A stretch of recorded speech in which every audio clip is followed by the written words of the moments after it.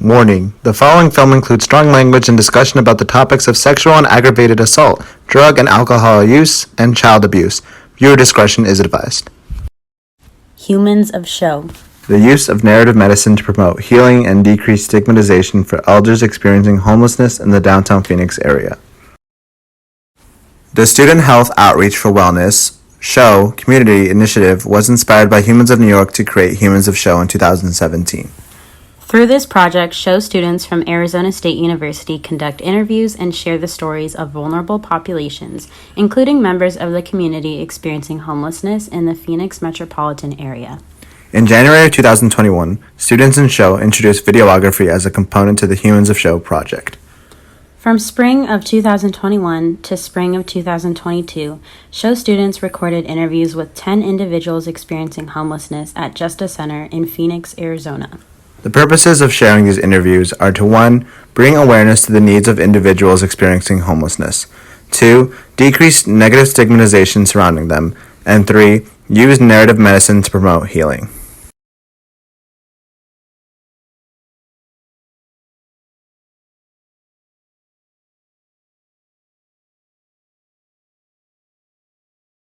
You can ask any question you want. Absolutely. Yeah. So what is your guys' names? My name's Alan. I'm Patty. Hi Alan, hi Patty. How are you guys today? Doing We're good. doing okay. Good. How long have you guys been at Justice Center? For about a month now? Yeah, about a month. What type of stuff do you guys do at Justice Center? What type of help can they offer? They do great stuff like laundry, and when you're homeless, it's hard to get your laundry done because, the great people that, it's tough Very to get crowded there. your laundry done. And that's And a they great do it thing. here. It's awesome. And they help you get your birth certificate so you can get a home, or an apartment. Because, you lose things when you're homeless. Yes. I mean, you'll be sleeping somewhere and you think you're aware and, some slick Willie comes by and takes your stuff. We're lucky to get a locker. Yeah, we got a locker here. Good point, Patty. Yeah. And the lady from DS, she's super nice, this lady Judy. She has helped us get a health card. Yes, the access. The access. Yeah. And then and food stamps.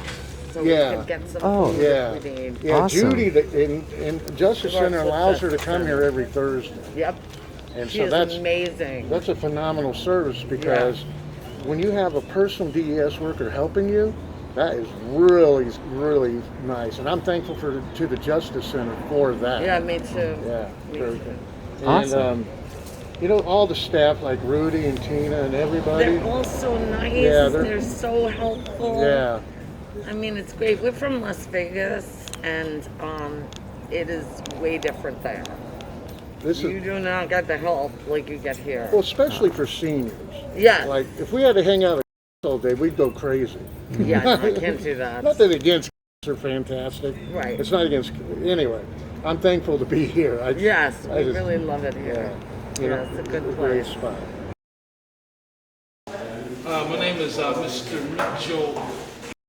Justice Center has been a place that helps seniors, and they help me for as far as the resources, helping me to to get on with my life, coming back home to Phoenix, and also with other issues like medical and housing, because I had to go to the hospital to have a surgery, and my doctor was talking about it. I couldn't ignore it. I had to take off from work, so I did, and I got through my second surgery.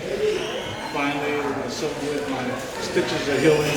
We need a lot of people that want to, reach out and do something for the homeless and for seniors, and give back to the society and community to really reach out there, man, and start a program, different types of programs to help them out, no matter what the situation. Because I found this out. It's not all because of drugs and alcohol. It's because of certain circumstances, like people can get laid off or people can get sick, go to the hospital. So you have a person goes in the hospital from a real bad accident and have surgery. Then they're disabled, they're unable to work, and and then they want to follow their resources. What if the members of the family, some of them deceased, the past, and you need to continue on with your life without those members? We need more programs. We need more people that really want to get back out there and do something, for our community, because we're dealing with other situations too. With the COVID virus situation and all that. So we need to focus on not just the COVID virus situation, but in society, and people that are getting older, they're becoming seniors because, 15 or 20 years ago, now we're older, So, it becomes more serious, to start at a certain age of their life and start planning, better, My name is Milton, aka JR. I've seen so much stuff out here in the streets that it's really unpredictable, because anything and everything can change at a split second. I've seen people get killed,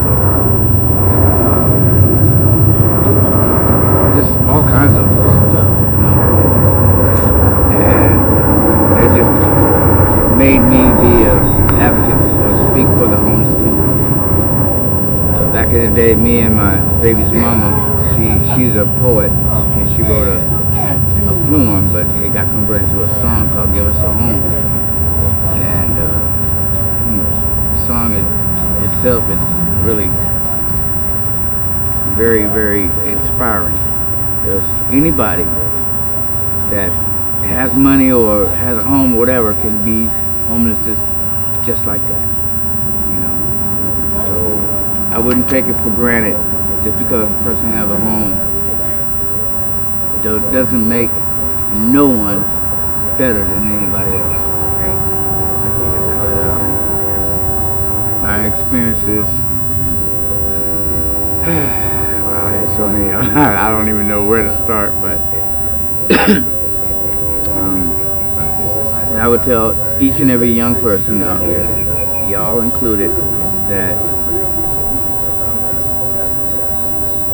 one voice can change a whole lot, okay?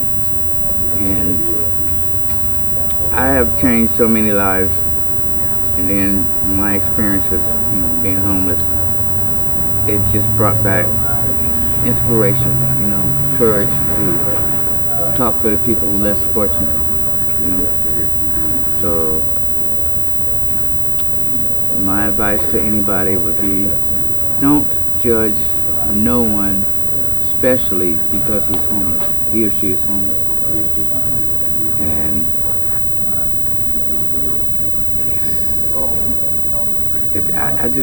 I'm so much bogged in words right now, but I would love to help people even less fortunate than I am, that don't have much, that don't judge no one in this world, because God created everyone equal, no matter what. And I commend all you guys here. You said you what, from what ASU. ASU? Arizona State University? Yes. Even though I might be homeless, but hey, still got it up here. How'd you find Justice Center? A friend of mine told me about it, and I'm only 48, no 58 actually, but I consider myself 28. And another thing with me is like, if a person, if I make somebody laugh, it makes me feel even better to accomplish more things in life, Because if I can make someone laugh that may be down, hurting, or whatever. Anybody can have a situation. Anybody does have a situation. But laughter is the key to success. I have to say that. That's just the way I am. It's the way I always been. You know. Yeah. I'm originally from North Carolina, but I was raised in Southern California, in San Diego. So I just came from out there down here because my son and my ex-wife is down here. Which I wasn't really planning to come down here. I was planning to move to Vegas, but you know, I haven't seen my son or all of my children in such a long time because I chose drugs over here. I ain't gonna tell you no lie. I chose drugs, and it's been over 20 years since I've seen or heard from him because of my bad choices. But God is a loving and careful God. I got all of my children back in my life and my grandchildren. It's just a wonderful thing.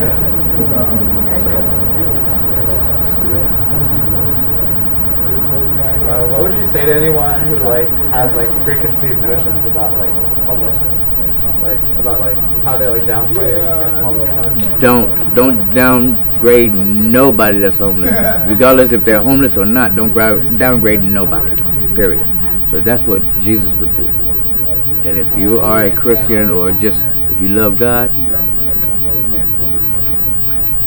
He's up there looking at everybody equal.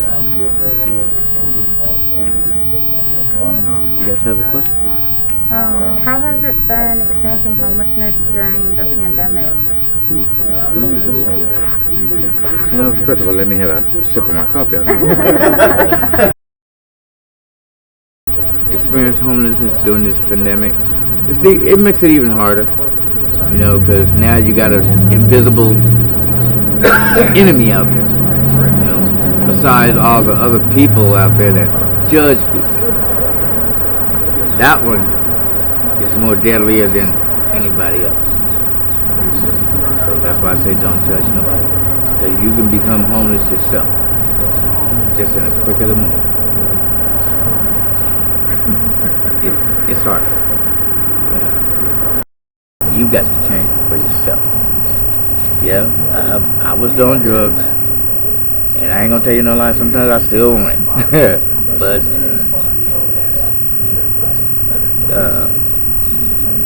you gotta want what life's offer you.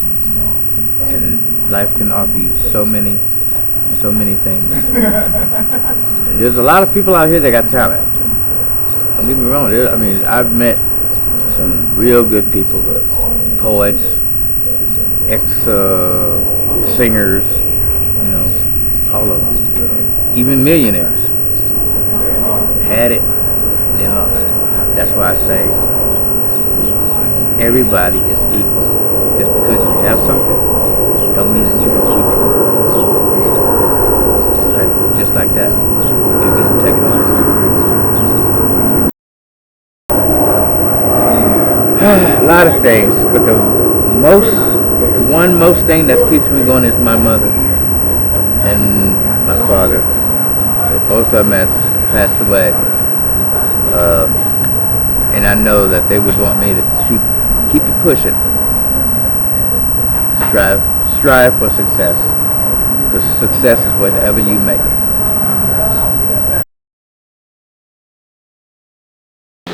By the grace of God, I was referred to, and on my way I met, of course, an older lady like me, said you'd better come down here. 2.5 years now.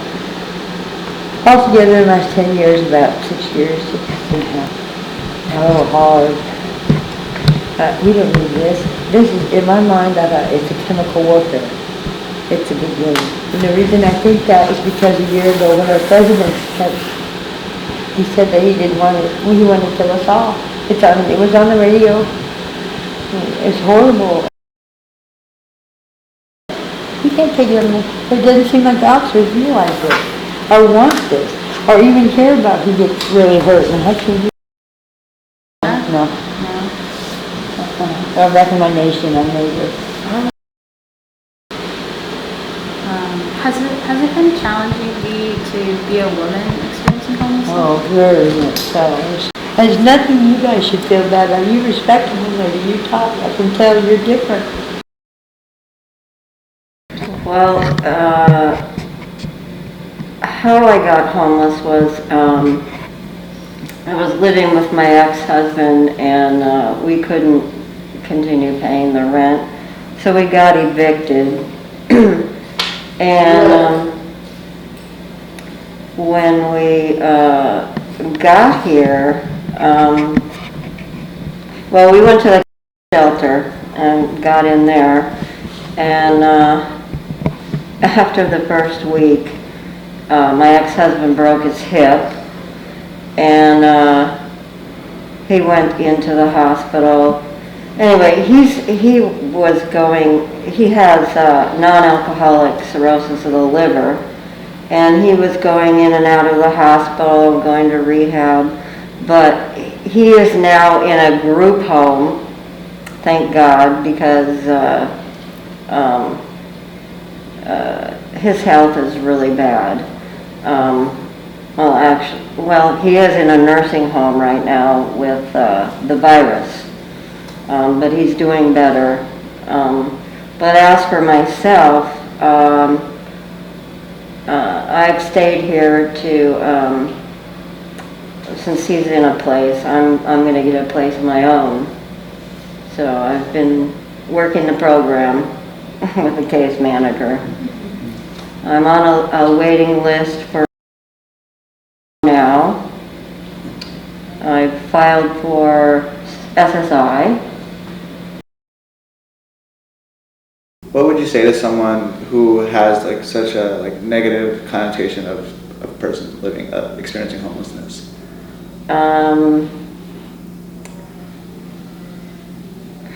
I know a lot of people think that they're all lazy and probably drug addicts, but we're not. We're people trying to find a place to live and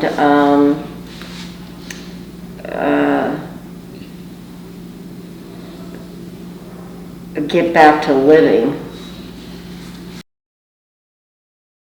Well, at the time we had our son living with us, and he lost his job. So that's one of the reasons why we couldn't pay our rent.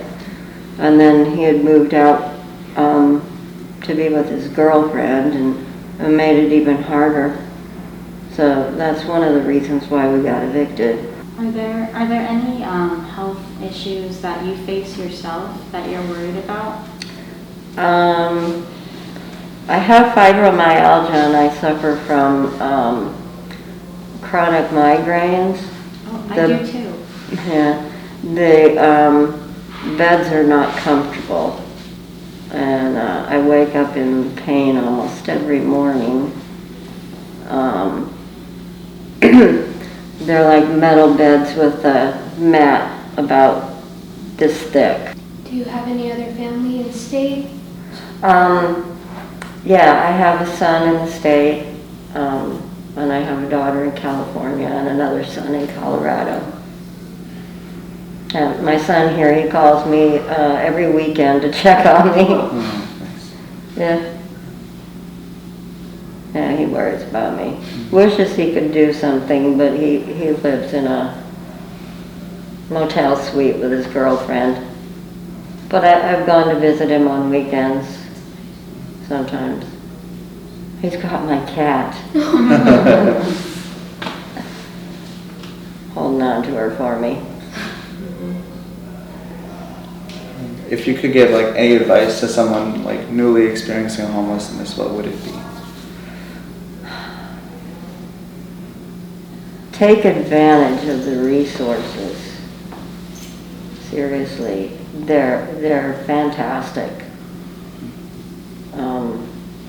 And do your part. Don't just sit there doing nothing. Don't expect them to do it all for you.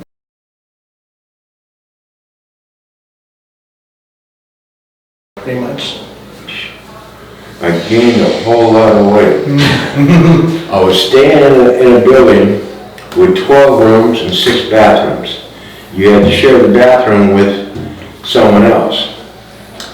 And when the pandemic hit, we weren't allowed out in the common area unless we're cooking and, you know, all, but still, boy, I gained weight. Depressed, going to buy an ice cream, just sitting there. Yeah, right, that'll do it, won't it? But that's all right, I'm losing weight. I just don't want to be around no more. Greg, what are some of your main health concerns? Well, let's see, I got high blood pressure. They found that my cholesterol, whatever is out of whack. They put me on pills for that. And over at CBI, Mary, the counselor over there, put me on some depression pills. I'm supposed to see her Thursday.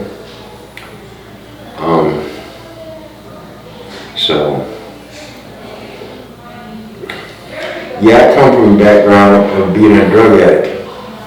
I can't drink no more because my liver's shut. I came down with hepatitis on my 21st birthday, sharing a needle with a friend of mine that he told me he had hepatitis when he was a kid. Didn't tell me I could catch it off him. And that was real fun. Going to the doctor and he's telling me you can't drink for a year. I'm sitting there thinking, wow, I've been going into bars since I was 14. But anyways, now I got cirrhosis of the liver, and liver doctor told me you can't drink no more. So this is my favorite food right there. What is something you wish society knew about the stigmatism behind homelessness? Oh, baby, that goes deep. I don't like people, as they're driving down the street, they'll see me, my backpack and all, and just, you know, look at that homeless person. He's like this and that, you know, judging others. I don't like that, you know. But so be it. There ain't nothing you can do. Here I am, sticking a needle in my arm at 19. That's why I came out of hepatitis on my 21st birthday. But, you know, the judging others, I don't like. I don't know about you all, but I've been through a whole lot, good and bad. So, how can I sit there and go, she wears blue all the time. So do I. You know? Right. You show me one person out there that's perfect, and I swear I'll party with you all weekend long and I'll buy you everything. One thing about calling my sister up, I haven't talked to her in I don't know how many years. In 2005, when my papa passed away, my mom passed away in 97. But when my papa passed away, I was taking care of him down in Emilia. And I called my sister up and told her, I've never been married, don't have no kids that I know of.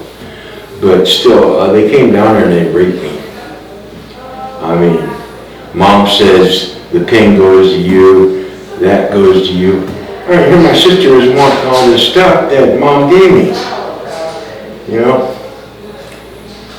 But I tried calling her up yesterday and got a recording. This number is no longer in service, or it's been disconnected for a while.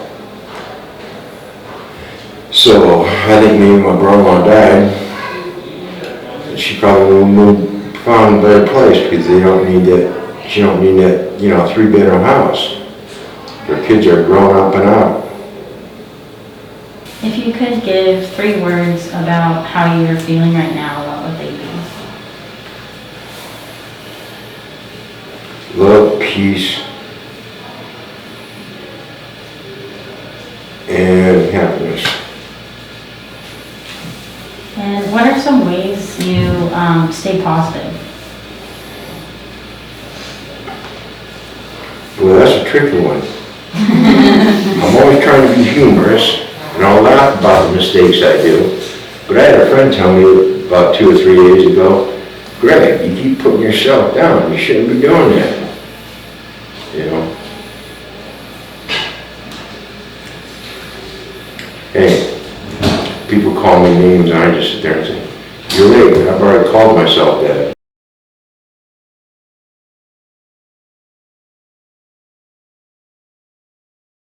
All right, a life of using drugs and alcohol in and out of jails and institutions. I've always worked at, over years anyway, decided to get clean for the last time, back in January. I went to rehab, I was doing good. So a lifetime of really not being consistent and doing the right thing, just always going through the same cycle that puts a person back out into that world. Years of people saying, hey, you're a screw up, you're messed up. So eventually, over years, that takes on a different, it changes your character. You feel that way, even though you're really not. So it stops you from going any higher, or even asking for help, because you're going to get turned down anyway. So that takes a person and puts them out in the street and talking to themselves or whatever, So anyway, I'm getting up in years now. Now I'm 55, I'm here, and I hurt my neck and my lower back from degenerative spine. So I went through like 4 different jobs, from doing construction, working hard over years, to cleaning dishes, to doing a job, minimum wage, just because I needed to change careers. But so I lost my job, so I was without rent for a month. And living in a sober house, a clean, place where you stay clean. And, they want their rent, so they put me out, but I made a plan that I would come to the shelter, use the resources, and go back to school while I'm going to physical therapy. So I got a part-time job now at Caesar's Pizza. I'm the doughboy. They dough. A lot of college kids. That were in high school, actually. I can't even tell their age anymore. But I do 2 days a week there, and I'm going to school for peer support specialist, because I'm very experienced in that field over years of doing it. Now I just want to help people and to give them resources so they can voice themselves and have somebody sit there to help them voice themselves. So that's what I'm doing now. I'm enrolled in school. Do work part-time, and I'm looking for some secure housing that's, I can someday feel better about myself, have a place, and not have somebody's foot on my throat making me do things that I want to do. Just being, just having your own stuff, basically, and being able to do that, because I just can't go out and do the same work that I was doing physically, because the next day, I can do it, but the next day it doesn't feel too good. So anyway, so I'm in that transition right now, and it's a tough transition, so if this could help younger people understand that, not everybody, I was that person for a while, I always took care of myself, you clean, but you cross a line where some of us, they don't do that anymore, but nobody does that because they're faking it. You don't not shower for a year because you're faking that. There's some legit stuff going on there. So in that field, behavioral health is directly tied into being homeless, because there's a lot of people out there that are just pushed away, and they take on that persona. So it's not just a stigma, it's not. It's a label, Right. and we carry around that label all the time. Your families don't want you no more. They don't understand it, and it's really not up to them to really understand, because it's not them. But the person that homeless person needs to understand that he can do something, there is help, and you just got to really stay on it, So do you think that label has triggered the restart of the cycle that you were talking about? Absolutely, for years, yeah. Because I would even go to a job and I would say, they're not going to hire me because I have a criminal background. I have felonies. And most times they won't, but there's fair chance employers out there. There's ways out there. But any decent job that I really don't have to work physically hard at, they're not going to take because they want you to have a clean background. I got a warrant, and it had to do with, this is real weird how laws are. In 2012, I got out of prison for a marijuana charge. Marijuana is legal now, okay? And they're actually expunging those records. But at the time, you couldn't get food stamps. A single man without dependents could not get food stamps, all right? So when I got out, I came to cash, and somebody said, hey, they don't check. DOC and DES aren't connected. You'll probably get them. If not, you're eligible for emergency food stamps. So I won't know on that one question, do you have any drug-related felonies? They gave me food stamps. So I just did it that way for 5-6 years. I went back to prison in 2017 for 2 years for possession of meth, okay, dangerous substance. When I get out, I'm like, I'm not doing that again. I'm gonna tell them. So as soon as they connected DOC with DES, the computers these days automatically run it back in your life. And they say, hey, this guy had a possession of marijuana, so I got a new charge, which I'm on probation for now. So with fraud, it's called misrepresentation, and there's nothing I can do about it because I did lie in the application, and now being a felon, without even that, I did that wrong, you can get food stamps as long as you show that you've been through a program or something. So.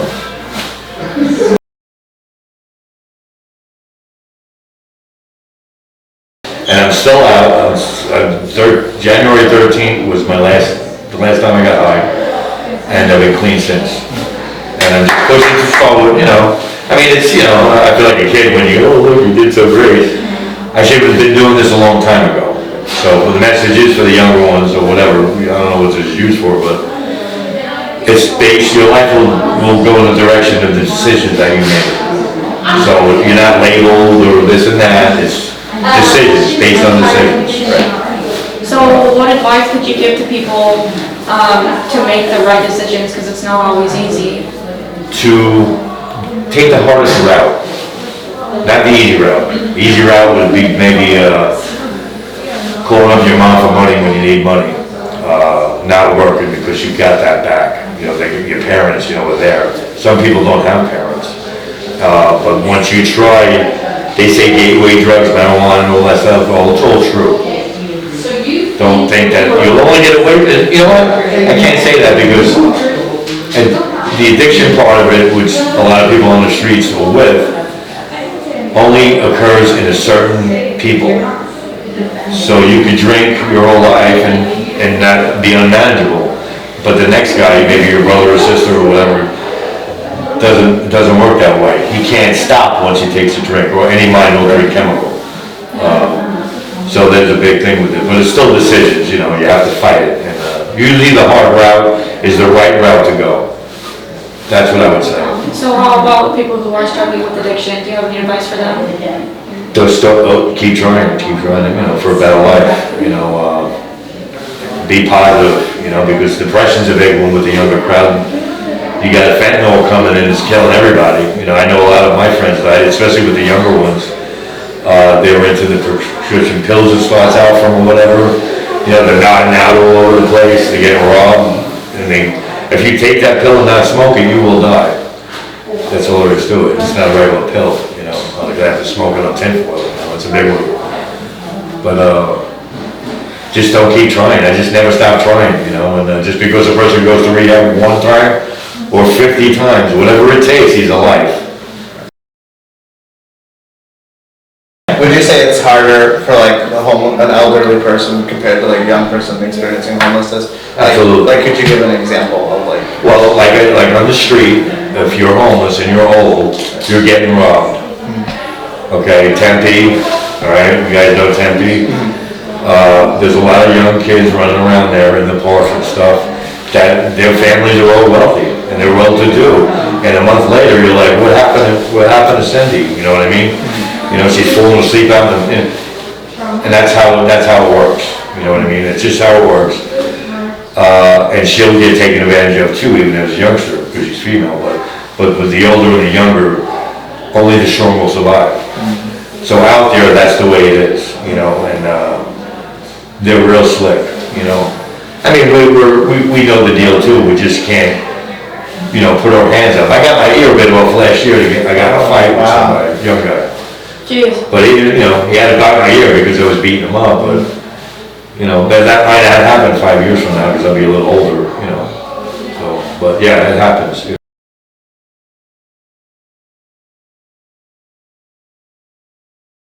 In 2001, right about the time that, right after 9/11, I caught my ex-husband molesting my grandkids. My granddaughter, he's from Mexico. So I caught him the first time with my granddaughter that was 1.5. So no one went into anything about it. He had roofing company and he had like money to pay people from Mexico to do whatever he wanted. He was doing things I wasn't aware of. So then after I caught him doing that, he had my car tampered with, and I was studying to be an actress in Las Colinas with Lou Diamond Phillips' teacher, Adam Rourke, who is now passed on. And I was doing really well. I was going to come to Hollywood to try out for the Star Trek that they were having. They were starting a new with Jean-Luc Picard, because I had no problem with shaving my head. So then I had that, and then he tampered with my car, so a friend and I were coming home one night, and she lost control. We flipped over 3 times. The whole car was destroyed, and I had just put my seatbelt on. I should have been dead. It ripped her scalp off. It broke my ribs and my nose. So right after that, and he wouldn't let me ever see the car, go near it again because I knew he tampered with it. He had it crushed while I was recuperating. So then after that, I just started having to be, nobody would help me. I have 6 kids. I have 13 grandkids now and 3 great-grandkids. So I just started having to move around because he kept trying to tell me that I'd either have to shut up or he was going to put me away. He'd have his people from Mexico just come and get me and torture me and kill me. So ever since then, I've run around all over the United States. He followed me several times. I didn't even know about shelters. I didn't even know what crack was till I had to stay in a shelter that was in a crack neighborhood. And then after that, I told my daughter, don't call the kids crackheads no more because it lets you know what a crackhead is. So off and on, I've been homeless now over about 24 years because I'll always go back and stay with my kids and babysit my grandkids. And it has been super hard. And I don't do drugs or alcohol, but I got shot in a drive-by and I'm blind in that eye, and I have some ruptured blood veins on my brain, and a nerve disorder, so I've had several light strokes because my blood pressure went up and I started having seizures. So sometimes I have a hard time putting my words together. So my symptoms kept getting worse and worse, and I would go and stay with my kids for a while, and then when he would realize I'm not going to do what he wanted, I have to run for my life again. It all culminated in a couple of years back. I went back over there, and because my son's wife had stage 4 colon cancer.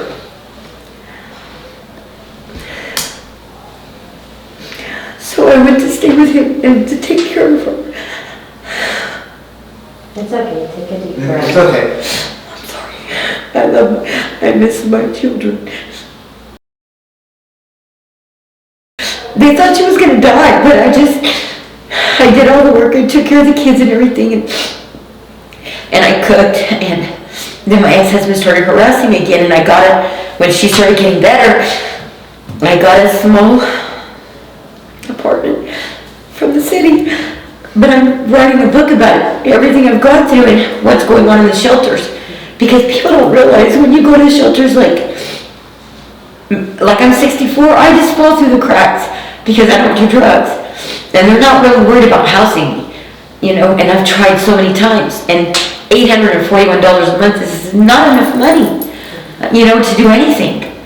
Then he started threatening me again, and he said, so you're either just going to have to get over it, it happened years ago, but I know he's still just straight evil because I've seen him, I caught him 2 other times, abusing one of my grandsons and messing with another one of my grandsons.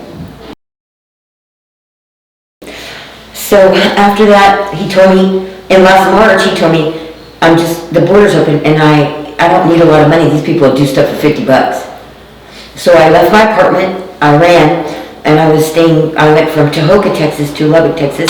I was staying at the Salvation Army, and one morning, early in the morning, I came outside like 5:30 or 6 to smoke a cigarette, and I got assaulted. And they came up from behind, and they pushed me so hard on the asphalt, my hat flew across the street, busted out my teeth, I got stitches in my chin and fractured my jaw. So from then on, I just started running. And my stimulus check was what I used. And I went to Florida, because I was trying to throw them off, right? My kids don't take it serious. My grandkids do, but my kids just, nah, Dad's not gonna hurt you. It's all in your head. No, it's not all in my head. A lot of people getting homeless right now because they're raising the rent so high here. So a lot of seniors and disabled people are coming straight here because they can't afford $400 extra a month on their rent. And I'm still in the process of, getting everything prepared for that. And so now it makes it even harder because you have to scramble. You have to get there super early and wait for like 3 or 4 hours around a lot of negative people and a lot of people with extreme mental issues. But I haven't had any contact with my kids. It's the first time since last March, and no matter how hard it is, I already know I can't tell anyone where I'm at because I finally made the decision that, I'm 64, and one of these days I know I'll get to be with my grandkids again. And not everybody that's homeless is just lazy or want to do drugs or whatever mental. There are some of us out there that are truly, we're kind of like I said, we fall out of the cracks, between the cracks, and then we have to go and we have to deal with all this strange stuff. And like I said, it takes everything you've got to stay positive. I can't go anywhere right now because this is the only place I have as a sort of kind of safe spot. And I'm thankful. I'm so thankful for Justice Center because they put us out at 5 o'clock in the morning and it's freaking cold.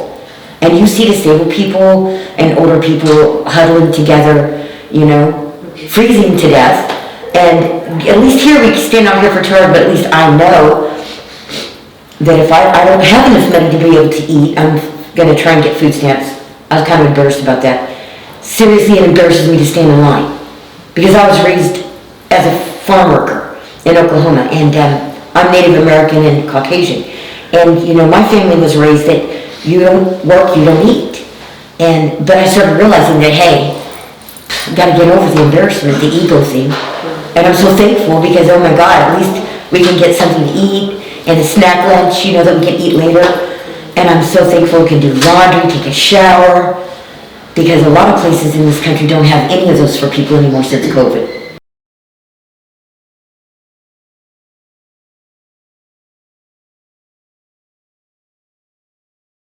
And people, I can't keep a job now to save my life. I truly believe that might be why it is part of the reason why I'm here. People judge you nowadays. They automatically assume the worst. Even if you prove yourself, it doesn't matter. It's like once that judgment is made, it's like set in stone. And if you don't give in to the stigmatization, the word that you said, and just bow down to it, if you say, you know what, I still deserve respect and dignity, I fixed my life, I'm not doing everything, that I was before or whatever. And no, it's like you're condemned forever. This is the way my mom raised us. Everybody deserves, no matter what level of life you're on, deserves respect and dignity, as long as they're willing to, demand that of themselves. And they treat you like that. You treat them the same way. So, no matter if they're homeless or what, who knows what caused them to be there. Maybe it wasn't their fault, like me. My landlords, I had a home until April of 21, but the landlord sold it. He sold the complex, the whole complex, and just put 8 different apartments, single dwelling units, and on the property, he put 8 families out into the street and gave us less than 30 days to get out. Wow. These were families, some of these families had been with this man for 30 years, living on the property, paying him rent on time, you know, minding all the rules. They were native people that, you know, weren't like involved in all kinds of bad things. They're good people, and he just gave them less than 28 days to get out. And I had saved, you know, I was making really good money, and I had saved some money, but then my mom passed away in February of 19, thank you. And I had some money saved, and I wanted to mourn my mom, so I quit because I was having hater issues, and they weren't protecting my job. There was a prep cook that didn't like me, and he was treating me like shit, and I was breaking my butt there. I was doing hard kitchen work as a dishwasher because that's all I can get now. Just that, you know, jobs that are hard.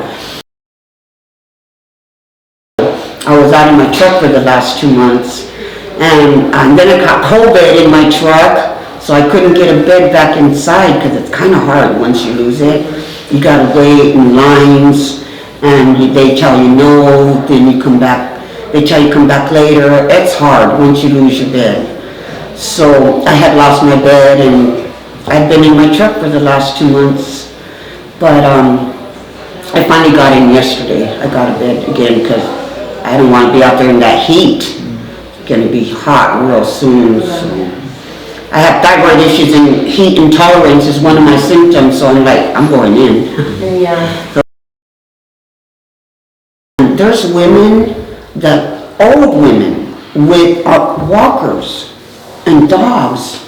My friend's dog just passed away in there. There's a lot of sadness. I was tripping out when they put me out in my truck. The women that sleep out there at night by themselves on the sidewalk with no blanket, some of them no jacket, and they're sitting there like this, and they pass the whole night like that. When I see that, I just start praying to God, you know, for my truck. I just tell him, thank you, God. I couldn't do that. I'm not strong enough. I could not survive that. So are you from Arizona? Like, have you spent most of your life here? Born and raised here, Okay. and raised my kids. My mom was from Mexico, and then her and my dad met in California. We came here, and my mom was a really hard worker.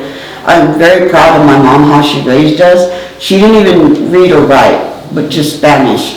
But she taught us, she instilled, you know, manners, to respect everybody, you know, to not ask for help unless absolutely you really needed it for your kids or something. Like she didn't, when I got pregnant, she didn't say, okay, go ask for food stamps and welfare, go get free this, free that. She said, ahora vas a trabajar. You're gonna work now for your kids. And, you know, I was very proud of what my mom instilled in us, but she was a migrant worker too, you know, and like Cesar Chavez said, oppression. I think that is one of the things that needs to be done. Teach it to our kids, to our Latino kids in school. Teach it to our elders, los Latinos, you know, that don't know. Like a lot of people that come from Mexico, they don't know how stuff goes here in the United States. They don't know the perils coming. There's a lot of stuff that's going to change. They educate our youngsters in school when they're young about oppression, to know it and recognize it. Because oppression holds you down. You know, I didn't know what it was. I didn't know it was happening. It happened to me my whole life. And I didn't realize it till I'm old now, and it's too late to do anything about it. Teach it to our kids when they're young. Let them figure out how to recognize it and do something about it before they get stuck in a rut like me. Also, educate them maybe about homelessness, the importance of a home. Because nobody really knows until you grow up and you go through it. You guys are the ones that maybe can make changes, because I don't think they would really listen to us too much. But if you guys speak for us, you know, getting it from us, you know, I don't know, but thank you guys.